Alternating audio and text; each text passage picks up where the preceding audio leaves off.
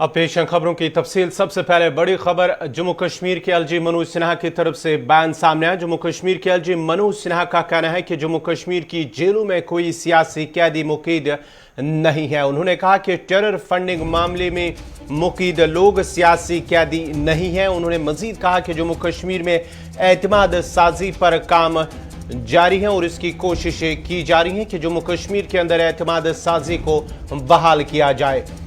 LG Manoj Sinha की जानिब से कहा गया है कि जम्मू कश्मीर की जेलों में कोई सियासी कैदी बंद नहीं है। उन्होंने कहा कि सिर्फ टेरर फंडिंग मामले में जो लोग कैद हैं वो सियासी कैदी नहीं है, या मिलिटेंट मुखालिफ कार्रवाई के दौरान जो मिलिटेंसी के साथ रिलेटेड है उनके खिलाफ वो सियासी कैदी नहीं है, वही जम्मू कश्मीर या जम्मू कश्मीर के बाद जेलों में बंद है। उन्होंने मजीद कहा कि जम्मू कश्मीर में एतमाद साजी पर काम जारी है और इसकी कोशिशें लगातार की जा रही है जम्मू कश्मीर के अंदर एतमाद साजी को बहाल करने के लिए। करना चाहूंगा, चूंकि आपने प्रश्न पूछा है, वैसे राजनीतिक सवालों पर मैं बोलता नहीं हूं, लेकिन मैं आपको बताना चाहता हूं और आधिकारिक रूप से कहना चाहता हूं कि आज जम्मू कश्मीर के किसी जेल में एक भी पॉलिटिकल प्रिजनर नहीं है। मैं उसे दोहरा रहा हूं, आप इसे नोट करिए कि पूरे जम्मू कश्मीर के किसी जेल में एक भी पॉलिटिकल प्रिजनर बंदी नहीं है। हां, कुछ लोग बंद हैं, वो अंडर ट्रायल है। अगर कोई टेरर फंडिंग में बंद है, उसे कुछ लोग पॉलिटिकल प्रिजनर मानते हैं, तो मैं समझता हूं कि कानून अपना काम करेगा। कोई देश विरोधी गतिविधि में बंद है, उसको कोई अगर पॉलिटिकल प्रिजनर मानता है, तो मैं समझता हूं कि प्रिजनर्स की दो कैटेगरी होती है। मैंने आपसे पहले कहा कि पॉलिटिकल प्रिजनर कोई भी जेल में नहीं है। जहां तक कॉन्फिडेंस बिल्डिंग का सवाल है, मैं समझता हूं कि उस पर लंबे समय से काम हो रहा है और कुछ लोगों का विश्वास हो या न हो, आवाम का विश्वास है और आवाम मानती है कि बेहतर दिशा में जम्मू कश्मीर आगे जा रहा है। मैं तथ्यों के आधार पर बात करना चाहूंगा, चूंकि आपने प्रश्न पूछा है, वैसे राजनीतिक सवालों पर मैं बोलता नहीं हूं। बयान जहां उन्होंने कहा कि जेलों में कोई सियासी कैदी मुकीद नहीं है। उन्होंने कहा कि टेरर फंडिंग में मुकीद लोग सियासी कैदी नहीं है। मजीद तफसीलात के लिए हमारे साथ जुड़ चुके एग्जीक्यूटिव एडिटर इशफाक गौहर। इशफाक, जिस तरह से जम्मू कश्मीर के अंदर एक तरफ से सियासी लीडरान का जो है पीएम जो कुल जमाती मीटिंग हुई है, उसके बाद ही बयान सामने आए कि जो सियासी कैदी उनको रिहा किया जाए, और एलजी का बयान, इन दोनों चीजों को आप कहां पर देखते हैं?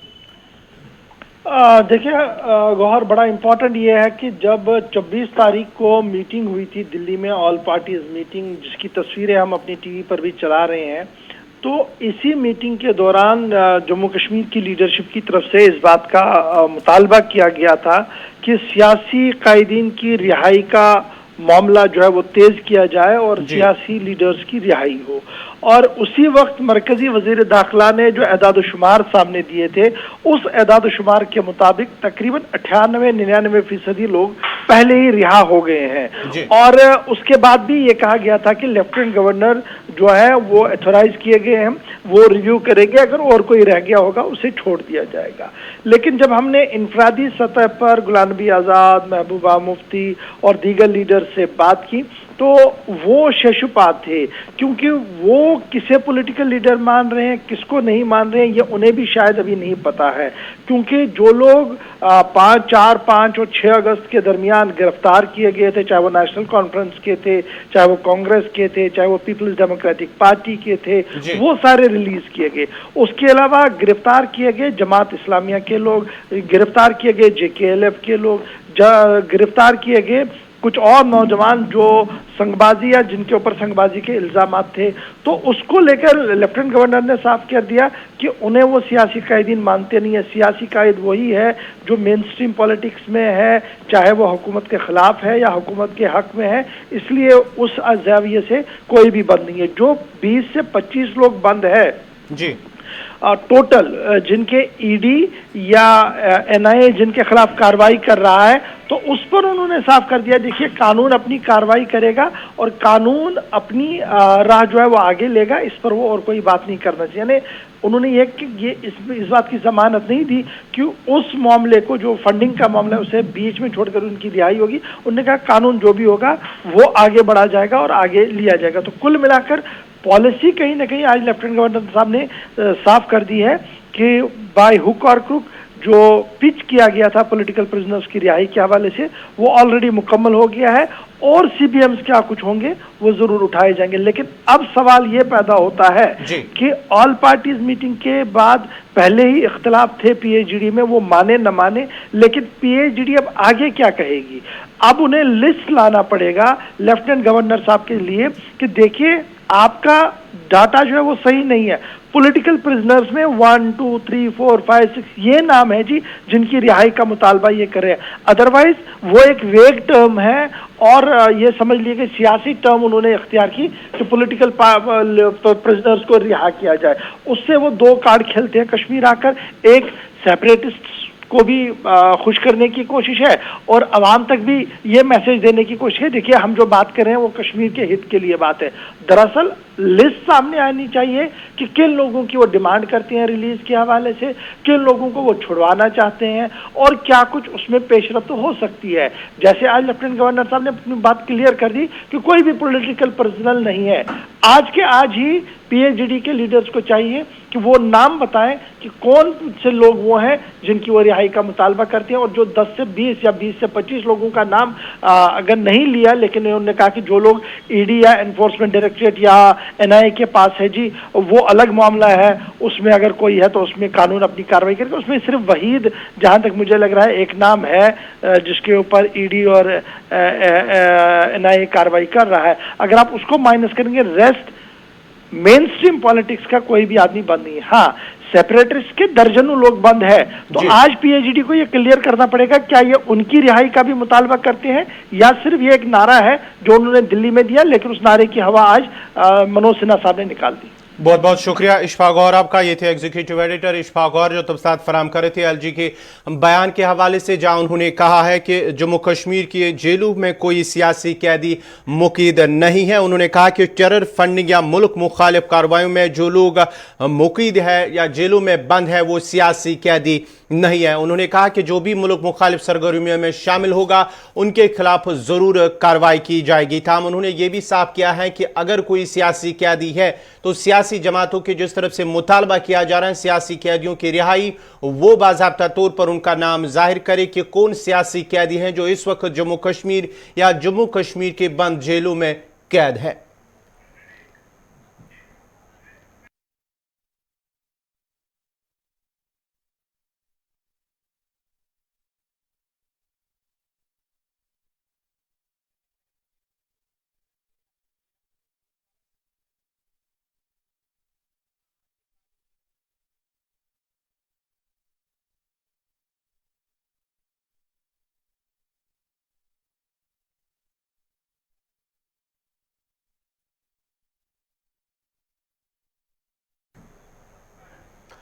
उत्तर प्रदेश के कई अजला में गुज़श्ता शब जहां मानसून की बारिश की वजह से लोगों को गर्मी से राहत मिली, वहीं कई जगह आसमानी बिजली गिरने से 40 अफराद की मौत हो गई है।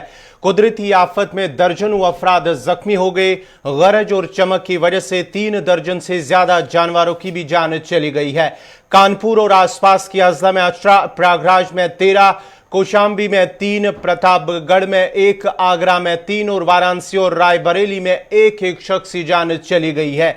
आसमानी बिजली गिरने से कई लोग जख्मी भी हुए हैं। सबसे ज्यादा नुकसान कानपुर मंडल में हुआ। कानपुर देहात में बोगनीपुर तहसील के अलग अलग गांव में 5, गाठमपुर में 1, फतेहपुर जिला में 7 और हेमरपुर के ऊपरी गांव में 2 लोगों की मौत हो गई है। उधर वजीर आला योगी आदित्यनाथ ने आसमानी बिजली की चपेट में आने की वजह से हुई अमवात पर गहरे रंजो गम का इजहार किया है। उन्होंने महलकून के अहले खाना को ज़ाब्ते के मुतल्लिक राहती रकम देने के अहकामात सादिर किए हैं, जबकि जांबा का अफराद के लवाकीन के साथ ताज़ियत का इजहार किया। उन्होंने आसमानी बिजली गिरने से जख्मी हुए अफराद का भी मुकम्मल इलाज कराने के भी अहकाम सादिर किए हैं। उधर राजस्थान के दारुल हुकूमत जयपुर में तेज बारिश हुई। मूसलाधार बारिश के साथ ही शहर के आमिर महल के इलाके में मुकीम 20 से ज्यादा अफराद आसमानी बिजली के गिरने से हलाक हो गए हैं। जयपुर में आमिर महल के सामने वाच टावर पर आसमानी बिजली गिरने से 35 से ज्यादा अफराद जख्मी हो गए हैं। राजस्थान के सदर मकाम जयपुर के आमिर महल में सयाह सेल्फी ले रहे थे।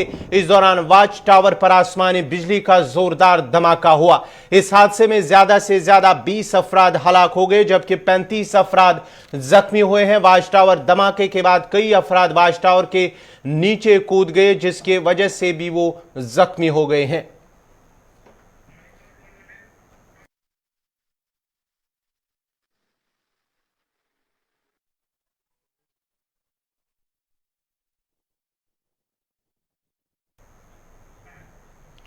जम्मू कश्मीर में गुज़श्ता शब से ही कई मकामात पर बारिशों का सिलसिला जारी है। जम्मू में भी बारिशों की वजह से अगरचे लोगों को राहत मिली है, ताम बारिशों की वजह से सड़कें ज़ेरियाब आने के साथ साथ पानी रिहायशी मकानों दुकानों के अंदर दाखिल हो जाने से काफ़ी नुकसान हुआ है। जम्मू में बारिशों के भयानक रूप से कई घरों के अंदर पानी दाखिल होने से नुकसान हुआ, जिसके नतीजे में लोग काफी परेशान हैं। दरमियानी शब को शुरू होने वाली मूसलाधार बारिशों का सिलसिला वक्फे से जारी है, जिसके बाद जहां नदी नालों में सैलाबी सूरत हाल भी पैदा हुई है।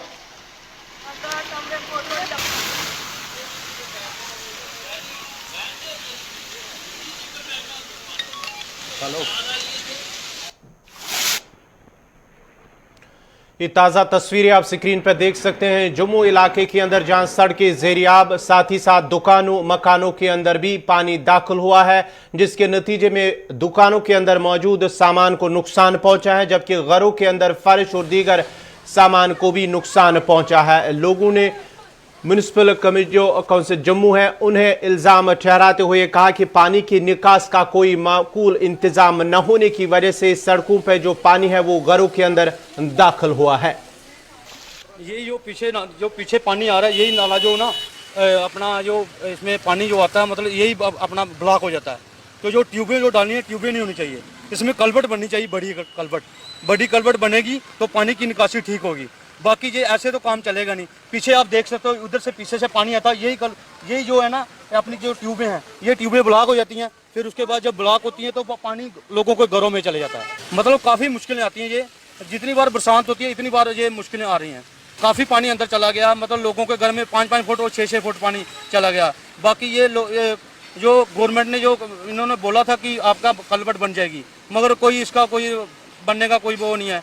ये काफ़ी कोई 3-4 साल हो गया, सालों मतलब इधर बरसात में पानी घरों में चले जाता है। अभी तक कोई हल नहीं हुआ। लोगों का कितना नुकसान हुआ, छोटे छोटे बच्चे हैं, बूढ़े हैं बेचारे जो चल नहीं सकते, उनको लोगों ने कैसे बाहर निकाला वो देखिए।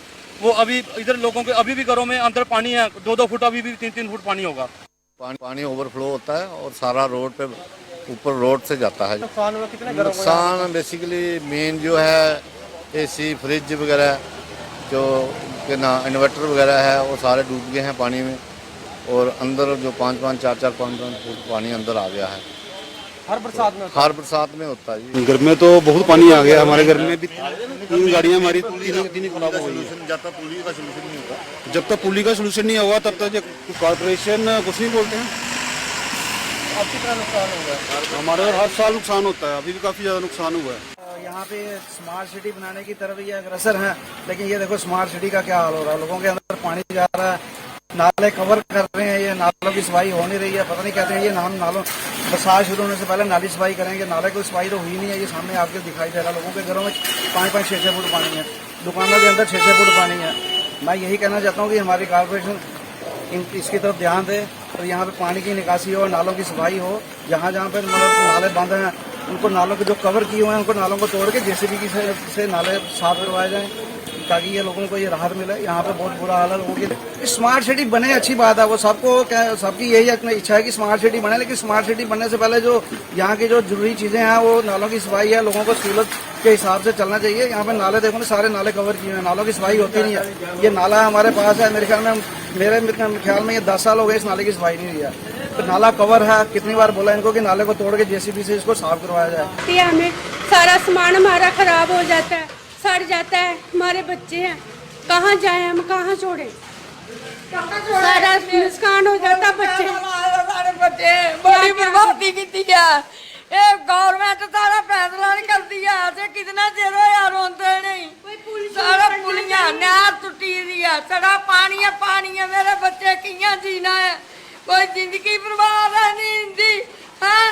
गवर्नमेंट सारी फैसला करा, कोई फैसला कराने दा सही जा दिया जा कुदा पाकिस्तान भेजी रहते नहीं जगह है जम्मू च सारी नहीं है जगह से बंद करो, सारा फैसला करो। कोई जे कोई करने वाला है ते बड़े मंदे हाल ने सारे दिक्खो पानी है सारा पानी है। कियां जीना इन्हें? मेरे बच्चे साल ये साहब होंदा जरा बनाते बेचारे पैसा जोड़िए, कोई नौकरियां नहीं लगी दियां, कोई किस नहीं बेचारे मेहनत मजूरियां करिए बना दियां। मेरिया लाड़ियां कपड़े सींदियां बुरे हाल बना दियां, पैसा जोड़दियां ने इन्हें लोकें सारी बर्बादी करी दा। बादशाह जिला बर्दी बर्बादी होई जंदी। गवर्नमेंट ने सारी पुल नहीं बनाया साढ़े बात डब्बे बना लाए दे, डब्बे लाए दे ने डब्बे पानी रुकी जंदा, गंद लोग बाहर सुटदे बच्चा नाले च वो गंद रुकी जंदा, सारे बेड़े पानी अंदर पानी सारा पानी हो जंदा। कोई फैसला करे गवर्नमेंट सारा अंधेरा से कड्डा कुदा दाब। सर मेरा नाम राकेश कुमार है, मैं त्रिकुटा नगर में रहता हूँ, एक्सटेंशन 5 में। Sir ward number 54। सर इतनी बुरी हालत है, हर साल पानी, कुछ 4-4 फुट 5-5 फुट पानी आप देखिए, 5-5 फुट पानी आ रहा है। और म्यूनसिपालिटी वाले भी आते हैं, नाला साफ़ करवाते हैं, फिर पीछे से इतना पानी आता है, सारा ब्लॉकेज हो जाती है वहाँ पे। और वो जो उन्होंने पोल डाले हैं सारी ब्लॉकेज।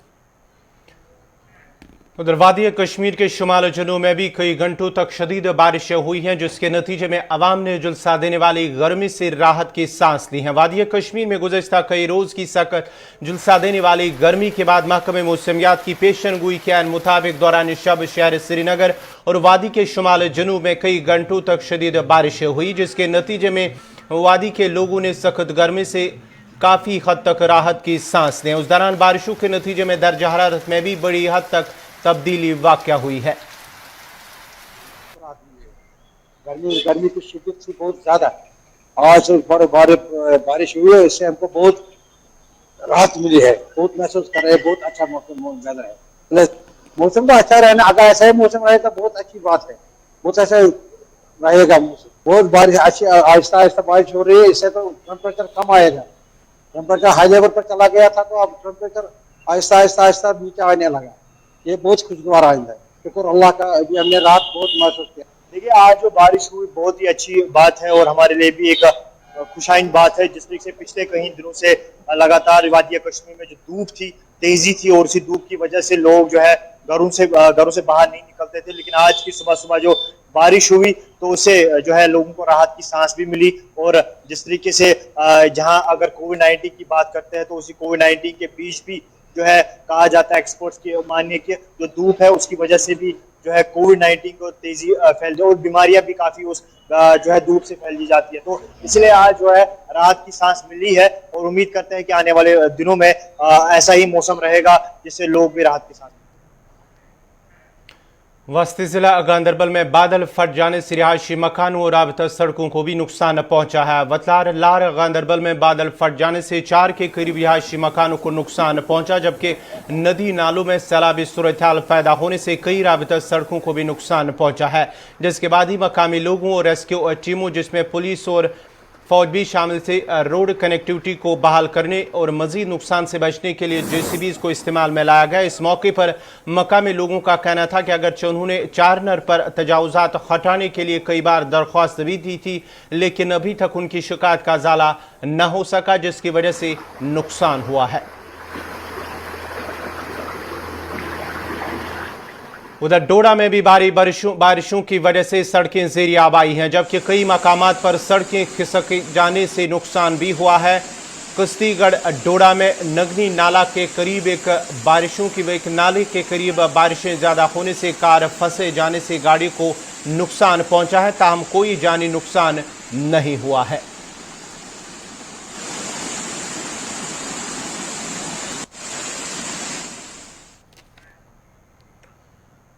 मुल्क में आज एक बार फिर पेट्रोल की कीमतों में इजाफा कर दिया गया है। पेट्रोल 28 पैसे महंगा हो गया, लेकिन डीजल की कीमतों में 16 पैसे कमी हुई है।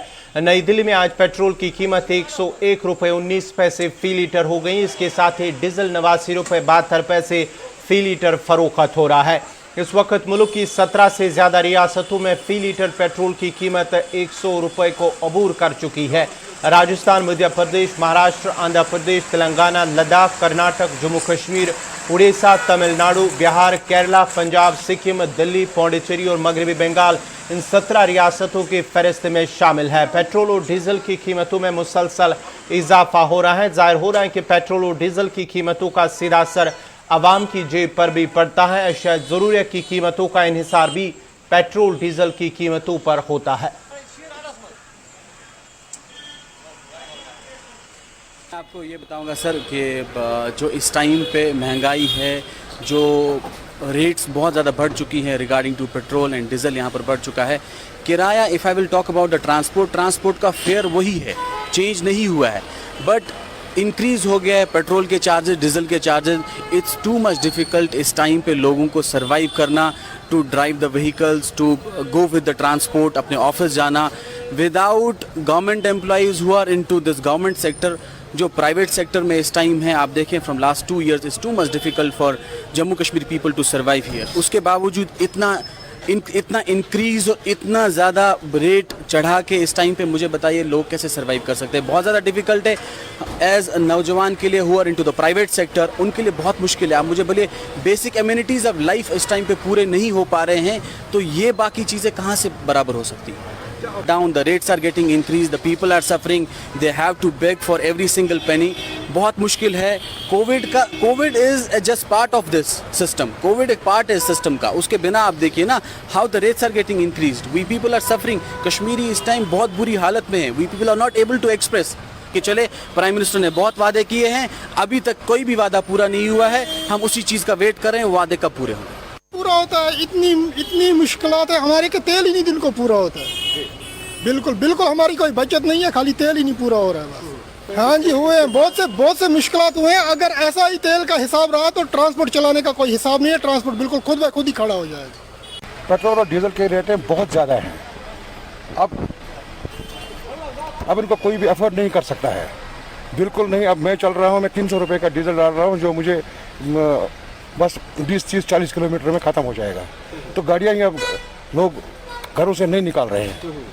तो वजह यह है कि पेट्रोल और डीजल कीमतें बहुत ज़्यादा हो गई है। ऐसा नहीं है, गवर्नमेंट अगर चाहे तो इसकी रेटें कम कर सकता है। वह भी बुरा हाल है। श्रीनगर से आने जाने में एक गाड़ी में, एक स्कॉर्पियो में 1200 रुपये का तेल लगता है, और उसको जब शाम को वो पैसे देता है मालिक को, 300-400 रुपया उसको बचता है। वो ड्राइवर को क्या देगा, उस पर मेंटेनेंस क्या करेगा, और वो खुद क्या खाएगा। ड्यूटी जम्मू कश्मीर के साथ साथ शुमाली कश्मीर के ज़िले बारामूला की बात करें, यहाँ पे लोगों के जो मुश्किलात हैं वो काफ़ी उरूज पे हैं, काफ़ी बढ़ चुके हैं। अगर हम पेट्रोल या डीज़ल के हवाले से बात करें, क्योंकि पेट्रोल और डीज़ल की जो रेट है वो काफ़ी हाई हो चुके हैं। पेट्रोल जो है 104.39 जो है पर लीटर आता है, और इसके साथ साथ डीज़ल की बात करें, डीज़ल 93.67 में पर लीटर आता है। और अगर हमने यहाँ के मुकामी लोगों के साथ बात की तो उनका ये कहना है कि हमें काफ़ी सारे मुश्किलातों से गुजरना पड़ रहा है, क्योंकि आए रोज़ जो है पेट्रोल और डीज़ल में जो है इजाफा ही होता जा रहा है। हम मरकज़ी सरकार से यही अपील करते हैं कि इन दामों को जो है कमी लाई जाए, पेट्रोल और डीज़ल में जो है कमी लाई जाए, ताकि रिहाइश पज़ीर लोगों के जो मुश्किलात हैं वो ख़त्म हो सकें। बारामूला से मैं इरशाद भट्ट, गुलिस्तान न्यूज़ के लिए। इसी के साथ ही अभी तक का उर्दू खबरनामा इख्तिताम पजीर हुआ चाहता है। अपने मेज़बान गौहर कुछी को इजाज़त दीजिए। अल्लाह हाफ़िज़।